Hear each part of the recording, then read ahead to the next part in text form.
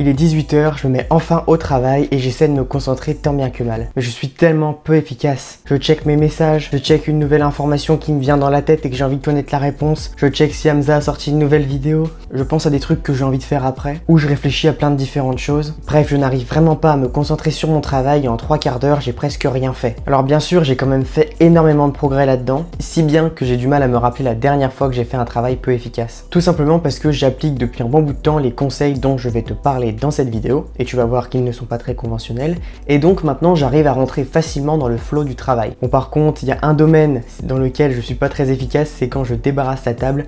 Mes parents peuvent témoigner. De temps en temps je prends des pauses en mettant une assiette au lave-vaisselle, ensuite je vais faire un tour et puis je vais réfléchir à des autres trucs. Mon père dit que je fais semblant de débarrasser, mais même ça je commence à m'améliorer et maintenant je suis beaucoup plus efficace dans ce domaine là. Mais je vois tellement de gens, notamment au lycée, qui sont tellement peu efficaces dans leur travail. Ils sont distraits par leur téléphone pour changer de musique ou quoi, ou vérifier leur message ou je ne sais quoi. Ils pensent aussi à plein de trucs différents. Bref, je pense qu'il y a beaucoup de gens qui ont besoin des conseils de cette vidéo. Alors juste certaines personnes vont te dire que pour mieux rentrer dans le flow du travail, il faut mettre de la musique. Mais personnellement, moi ça ne m'a pas aidé. J'ai toujours eu l'habitude de travailler sans musique et j'ai récemment essayé de travailler avec une musique et c'est plus une distraction pour moi qu'autre chose.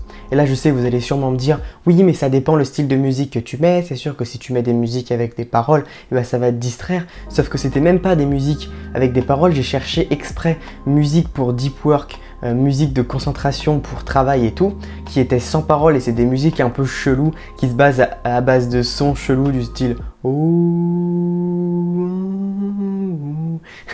des trucs comme ça, et même ça, ça me distrayait et ça m'empêchait vraiment de rentrer dans le flow du travail. J'ai l'impression, après avoir travaillé avec de la musique, que j'ai la tête un peu en chou-fleur, comme si j'avais fait une mauvaise habitude et ça me plaît pas trop. J'ai l'impression que ça fume un peu mon système dopaminergique. Tu sais, c'est le fameux truc dont on parle que quand tu fais des bonnes habitudes, tu améliores ton système dopaminergique, j'ai du mal à le dire effectivement, et donc tu vas plus être heureux, tu vas avoir une baseline de bonheur plus heureux et puis tu pourras plus apprécier les petites choses, et puis quand tu fais des mauvaises habitudes ça défonce ton système dopaminergique, bref on s'en fout, et donc tu es plus malheureux et tu as du mal à faire les choses plus difficiles. Et j'ai l'impression que ça me fait cette même sensation que quand je faisais une mauvaise habitude. Donc je sais pas si ça marche pour toi, mais moi je te déconseillerais de mettre de la musique, et puis en général mettre de la musique c'est juste une excuse pour un peu procrastiner le travail. Et puis si tu suis bien les conseils que j'ai donnés dans cette vidéo, tu auras même pas besoin de musique, tu vas voir, pour te mettre dans le flow du travail. Mais juste avant que je te donne ces conseils, laisse-moi me présenter. Moi c'est Malo, t'es sur la chaîne MaloDK et sur cette chaîne j'aide un maximum d'hommes à améliorer leur santé mentale et physique ainsi que leur productivité,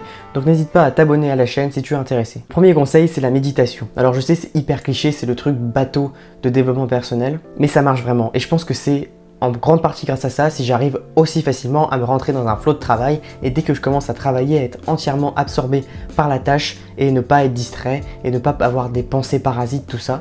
Et c'est vrai que quand je suis en perm, j'ai l'impression d'être dans le top 1% des attentions parce que les gens regardent tout le temps leur téléphone, sont tout le temps distraits toutes les 5 minutes, et puis moi je suis vraiment dans le flow du travail à tel point que quand quelqu'un vient me parler, je suis j'ai l'air un peu d'un autiste parce que je suis surpris et j'ai du mal un peu à parler et à dire les choses correctement. Du coup j'ai un peu du brouillard mental et puis je regarde le gars et je sais pas trop quoi dire alors que c'est une question simple du style tu fais quoi, et je dis ouais je révise les maths là. Ouais. Alors la méditation, pour que ce soit efficace, il faut que tu le fasses à ma manière. Alors c'est pas ma manière, mais bon, c'est la manière dont je la fais, c'est pas moi qui ai inventé, j'ai appris ça de Hamza. Je vais t'expliquer comment faire. En fait ça se base sur le cycle de la méditation, j'appelle ça le cycle de la méditation. C'est-à-dire que quand tu médites, méditer ça veut simplement dire se concentrer sur quelque chose, et en général le plus simple c'est de se concentrer sur son souffle. Donc on va dire que tu te concentres sur ton souffle maintenant. Vas-y, fais-le avec moi. Et il y a un moment tu vas perdre ta concentration. Tu vas penser au lycée, tu vas penser à ce que tu vas manger après, tu vas penser à ton crush, je sais pas, tu vas penser à plein de trucs et c'est pas grave. Le but c'est que dès que tu te rends compte que tu as cette pensée, tu te reconcentres sur ton souffle. Et tu fais ça à l'infini, c'est ça le cycle. Tu te concentres, tu perds ta concentration, tu te reconcentres. Et c'est cet acte de se reconcentrer qui va vraiment muscler ta capacité d'attention. C'est comme en muscu quand tu fais un curl biceps, c'est que tu contractes, tu vois, ton attention va descendre comme ça et que quand tu la ramènes, hop, tu lèves le biceps et c'est ça qui va créer du muscle. Même si en vrai c'est la partie descendante qui crée le plus de muscle. Mais bon voilà, c'était pour que ça marche avec mon analogie. Et du coup faire cette habitude, ça va t'habituer à perdre ta concentration et à la reprendre. Et donc ça va t'éviter d'avoir des pensées parasites. Parce que tu sais, j'ai dit en début de vidéo que pas mal de gens avaient des pensées, ils pensaient à plein de choses en même temps, ils avaient du mal à se concentrer, et même moi aussi. Et ben la méditation aide à ne plus avoir ça. Le fait d'avoir plein de pensées parasites, c'est notamment dû au format court, aux réseaux sociaux, notamment TikTok, parce que tu as un nouveau contenu toutes les 5-10 secondes et du coup, tu penses à autre chose, tu entraînes ton cerveau à penser à une nouvelle chose toutes les 5-10 secondes. Alors c'est très bien si tu as envie de faire un championnat de plus de pensées en 1 minute, mais si tu veux gagner de l'argent et travailler efficacement, c'est terrible. Parce que la base du travail intellectuel, c'est vraiment d'avoir justement une pensée soutenue et de garder la même pensée pendant plusieurs minutes et de réfléchir en fait, réfléchir. Moi quand j'écris un script par exemple de mes vidéos, et ben c'est là où je vais réfléchir et puis je vais penser pendant 30-40 minutes à un sujet en particulier. Par exemple là, comment être plus efficace, comment je peux aider les gens qui me regardent à être plus efficaces. Et j'ai pensé à des conseils là justement, méditation, ensuite on va parler de l'heure à laquelle à travailler, ouais ce serait pas mal aussi. On parle de la tâche à faire, de l'heure et tout. Et garder cette pensée, ça me permet de créer des contenus comme ça qui peuvent t'aider. Donc alors que si j'avais eu un cerveau foutu en l'air à cause de TikTok, j'aurais pas pu réussir à faire un script aussi détaillé et quali, on va dire. Donc si tu veux vraiment que la méditation marche pour toi, je te conseille en parallèle de faire de la méditation, de couper tous les contenus courts. Tu peux toujours regarder des films, des séries qui sont quand même des mauvaises habitudes que je te conseille d'arrêter, mais bon, on va dire que si tu veux juste être plus efficace, ça va pas vraiment t'affecter, mais vraiment si tu dois éliminer un truc, c'est vraiment les formats courts, les TikTok, les Instagram, les stories Instagram, les Reels, les Shorts, et même les vidéos, certaines vidéos YouTube longues entre guillemets, enfin les vidéos normales sont tellement avec plein de montage et d'effets que c'est pareil, c'est à peu près le même effet, c'est moins pire mais ça fait le même effet. Donc concentre-toi sur des films, des formats longs ou des vidéos assez longues comme les vidéos de Mastu, enfin pas forcément Mastu, mais tu sais, les youtubeurs français en général, ils font des vidéos d'1 heure, 1 h 30 et je trouve ça plutôt pas mal puisque ça flingue pas trop ta capacité d'attention. Alors deuxièmement, voyons à quelle heure travailler. Pour moi, le plus important, c'est l'heure. Aujourd'hui, pour être honnête, j'ai procrastiné de faire cette vidéo. De base, je voulais le faire le matin en tant que tâche de grenouille, donc vers 7-8 heures du matin. Et là, il est actuellement 16 h 30, j'ai procrastiné et encore, je suis quand même assez courageux d'avoir fait cette vidéo là parce que elle aurait pu tout simplement ne pas sortir parce que j'ai eu vraiment un moment de mauvaises habitudes à fond le week-end dernier, enfin ce week-end là. Donc bref, ce sera peut-être le sujet d'une autre vidéo et du coup j'ai créé un programme de développement personnel perso pour moi que je partagerai sûrement dans une de mes vidéos, mais c'est pas le sujet. Et du coup comme il n'est pas le matin et que c'est l'après-midi, et ben je suis beaucoup moins concentré, beaucoup moins énergique et mon cerveau est moins frais. Donc tu l'auras compris, pour moi le meilleur temps pour travailler c'est le matin et de préférence très tôt et de préférence avant tout ce que tu pourrais faire d'autre, comme le sport, le lycée et même le petit-déj. Et oui, j'ai remarqué que quand tu travaillais à jeun, et bah tu avais un meilleur cerveau, ton cerveau fonctionnait mieux. Alors quand même, je te précise que je fais une petite routine du matin juste avant pour les petites habitudes de développement personnel qui sont bonnes pour la santé mentale, comme la méditation notamment dont on a parlé, et je sais que si je ne les fais pas dans la routine du matin, je vais jamais le faire de la journée, c'est beaucoup plus facile de faire ça le matin, mais c'est vraiment tout ce que je fais. Alors l'avantage de le faire tôt le matin, c'est qu'il n'y a personne pour te déranger, ça c'est vraiment cool parce qu'en général tout le monde dort quand tu fais vraiment tôt le matin, et puis également ton cerveau, c'est là où il est le plus frais parce que tu as une capacité, ton cerveau a une capacité limitée tout au long de la journée. Tu uses les capacités de ton cerveau tout au long de la journée. Tu as comme une barre de progression qui tout au long de la journée diminue et le matin, elle est quasiment pleine et c'est là où tu peux produire le travail de meilleure qualité. Alors j'ai dit que tu devais le faire avant le lycée, ça t'a peut-être paru un peu bizarre, mais oui, moi je me lève 30 minutes avant, je me lève à 5 h 30 du matin, c'est assez très tôt, mais c'est vraiment pour pouvoir smasher les travails sur la chaîne YouTube, pour pouvoir avoir le temps de travailler sur YouTube en même temps que le lycée, mais tu peux aussi utiliser ce temps pour travailler sur le lycée, c'est parce que c'est vraiment le temps où tu auras le meilleur cerveau. Donc je te conseille vraiment de te lever un peu plus tôt et de travailler avant le lycée plutôt que de travailler après le lycée. En vrai, autant que tu te couches plus tôt le soir pour te réveiller plus tôt le matin, parce que tu seras beaucoup plus énergique et beaucoup plus efficace le matin plutôt que le soir. Après, tu peux également le faire le soir. Je sais qu'il y a des gens qui sont très efficaces le soir, mais quand tu es au lycée, c'est très compliqué parce que il faut quand même que tu te lèves tôt, il y a des horaires à respecter. Et puis en plus, le problème du soir, c'est que tu vas recevoir de la lumière bleue dans tes yeux la nuit et c'est très mauvais pour ton sommeil et aussi pour ta santé mentale. Bref, si tu veux savoir plus à propos de ça, j'ai fait une vidéo complète sur ce que j'appelle la technique de la grenouille. C'est justement exactement ça, donc tu peux aller la voir juste ici, elle est en fiche. Ensuite, le troisième conseil, c'est zéro distraction. Je pense que tu y attendais. Un des trucs majeurs quand on parle d'efficacité, c'est d'être totalement pas distrait. C'est-à-dire que en gros, 90% des distractions, c'est ton téléphone. Donc dans cette section, ce que tu as juste à retenir, c'est que ton téléphone, tu le prends, tu le jettes.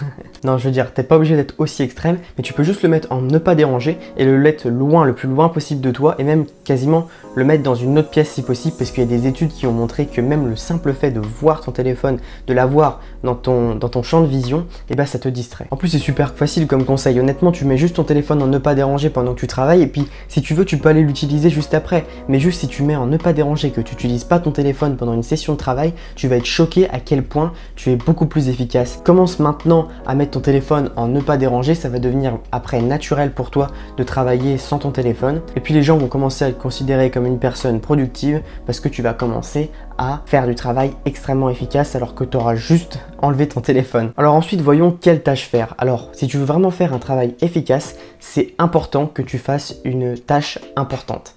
C'est assez marrant. Mon conseil, c'est de se concentrer uniquement sur les tâches qui te rapportent le plus de résultats. Alors j'en parle également dans la vidéo sur la grenouille si tu veux plus de détails justement sur ça. Mais en gros, ce qu'il faut que tu retiennes, c'est que faire des fiches de révision et relire le cours, c'est pas trop efficace, alors que refaire les exercices, ça c'est efficace. Si tu veux préparer un contrôle de maths par exemple, la meilleure manière de faire, c'est de refaire les exercices. Alors je dis pas que relire le cours, c'est totalement inefficace et qu'il ne faut absolument pas le faire, mais moi je te conseille de ne pas relire le cours, mais le cours tu t'en sers juste comme une recherche Google. Quand tu as besoin d'une info dans un exercice, que tu as besoin d'une formule, que tu as besoin d'une info sur tel ou tel concept, tu vas vite fait checker le cours pour regarder ce qui est dit et hop, tu vas apprendre de là. Tu vas chercher des petites informations spécifiques avec un but précis en tête. Moi, pour moi, c'est le meilleur moyen d'utiliser le cours. Donc je te dis que les tâches importantes pour un lycéen, c'était de refaire les exercices. Pour un youtubeur, ce serait par exemple de créer des vidéos et de préférence d'enregistrer des vidéos parce que si tu réfléchis bien, si tu dis à un youtubeur, tu retires tout ce que tu fais de YouTube. Tu dois juste garder une action à faire en étant youtubeur, laquelle ce serait forcément enregistrer des vidéos. Parce que écrire des scripts, au final, il n'y aura pas de vidéo. Si tu montes, si t'as pas de vidéo de rush, tu peux pas monter. Donc le plus important, c'est vraiment d'enregistrer les vidéos pour un youtubeur. Pareil pour un écrivain. Je sais pas, un écrivain, il pourrait être tenté d'aller répondre à des damas, d'aller à des interviews, d'aller envoyer des lettres à ses chers confrères. Le plus important pour un écrivain, c'est d'écrire. Voilà, c'était juste des exemples pour que tu saisisses un petit peu l'idée. Si la tâche, tu n'as pas envie de la faire et qu'elle est difficile, tu sais que c'est en général la bonne tâche à effectuer. Et enfin, combien de temps tu devrais travailler? C'est une vraie question. Alors je t'en supplie, n'utilise pas la putain de technique Pomodoro. Je trouve que ça flingue vraiment ta capacité d'attention parce que tu peux pas vraiment accomplir grand chose en 25 minutes. Alors pour ceux qui savent pas, la technique Pomodoro, c'est une magnifique technique de productivité qui te permet de travailler pendant 25 minutes avec une pause de 5 minutes et ensuite tu retravailles 25 minutes avec une pause de 5 minutes. Et je trouve que cette technique, c'est vraiment une technique de gamin. Tu as fait ton petit travail et ensuite tu as le droit à ta petite récompense, ton petit bonbon, à 5 minutes de pause. Mais en 25 minutes, tu fais rien. Et puis pour créer quelque chose vraiment de bon, pour avoir une réflexion profonde, il faut que tu te concentres sur quelque chose pendant beaucoup plus de 25 minutes. Et Andrew Huberman avait fait des recherches et a dit dans son podcast que notre cerveau fonctionne par des sections de 90 minutes. Notre capacité de travail est efficace pendant 90 minutes, ça fait genre une parabole inversée comme ça, et ensuite on a besoin d'une pause de 20 minutes après 90 minutes de concentration, et puis après 20 minutes on peut recommencer une session de 90 minutes, et moi je pense que 90 minutes c'est vraiment le minimum, mais des fois je fais des sessions de 2 heures, 2 heures et demie, parce que j'ai vraiment le sentiment que j'ai besoin quoi. Tu peux pas soutenir une réflexion ultra profonde, ultra philosophique pendant 25 minutes et ensuite t'es quand même cassé dans ton rythme de travail à cause de cette technique Pomodoro. En plus t'achètes la tomate là qui sonne, ça me fait trop rire. En plus ça fait un bruit tic tic tic tic tic. J'avais vu une vidéo, il y a un youtubeur qui faisait ça et c'était assez marrant. Non, juste fais des sessions de 90 minutes, ce sera beaucoup mieux et fais une pause de 20 minutes après. Et j'ai lu aussi dans le livre Deep Work que pour vraiment rentrer dans le flow du travail, tu dois résister à la tentation d'arrêter, résister à la friction que c'est de travailler parce que tu sais, des fois quand tu te lances au début, tu marches un peu dans la neige, tu vois. C'est compliqué de se mettre, mais il y a un moment où tu vas être dans le flow et tu vas vraiment travailler et tu vas être ultra efficace. Et pour atteindre justement cet état de flow et un peu être dans la zone comme dans Kuroko no Basket, il faut que tu résistes à cette tentation qui te dit ah putain c'est difficile et tout, j'ai du mal à me concentrer. Il faut que tu résistes et après tu vas rentrer dans la zone entre guillemets. Alors pour récapituler, je te conseille de méditer, de faire ton travail le matin, d'avoir zéro distraction, de faire des sessions de 90 minutes et de faire une tâche importante. Alors il y a pas mal d'infos dans cette vidéo, mais si je te donne un plan d'action à faire dès demain, alors demain ce que tu vas faire c'est que tu vas te lever un peu plus tôt que d'habitude, tu vas sélectionner une tâche super importante qui va t'amener à un objectif. Ensuite, tu fais une petite séance de méditation rapide, tu mets ton téléphone en ne pas déranger et puis finalement, tu défonces cette tâche, tu te concentres un maximum pendant 90 minutes si possible, mais moi le matin je fais pas 90 minutes parce que j'ai pas le temps, je me lève que 30 minutes plus tôt. En général c'est plus 35-40 minutes, mais c'est déjà pas mal, c'est déjà mieux que zéro. Les gens qui se lèvent pas tôt et qui travaillent pas, je sais déjà mieux, tu vois. Si tu commences à travailler efficacement, tu vas pouvoir mixer le lycée avec un autre projet. Et justement, si tu as envie de lancer par exemple une chaîne YouTube, tu peux aller voir cette vidéo là où je te donne mes conseils pour bien commencer une chaîne YouTube et avoir ses 100 premiers abonnés comme je les ai eus. N'oublie pas que le plus important ce n'est pas de tout faire tout bien tous les jours, mais c'est de tenir sur le long terme. Donc ciao!